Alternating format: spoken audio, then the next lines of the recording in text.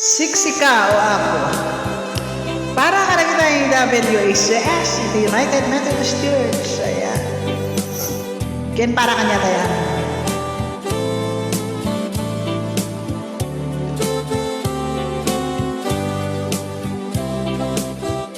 Siksika o ako, itibilig mi, panakaawa, kinakapsot mi, panakapakawan, nakurangan mi, iturong mo ako, di panabiyag mi, di ayat ti Diyos, intay rambakan, grasya na sagot, pagraramanan, tayo sutibyan, amin kapwanan, rigat ken namay, Diyos pakamangan, anyamanabanan, intay biruken, anyaman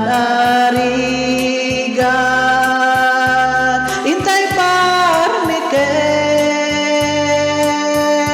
wen ngagbayso, ti Diyos tulaen, pigsaken namnama, intay aklunen, ti ayat ti Diyos, intay rambakan, grasya na sagot, pagraramanan, tayo sutibyan, aming kapwanan, rigat ken namay, Diyos pakamangan, inay-ayat mo apo, dagiti napanglaw, nakakasi, dagiti mawaw, aramidem apo, idalan na ka, tapno ti ayat mo, di may paida, di ayat ti Diyos, intay rambakan, grasya na sagot, pagraramanan,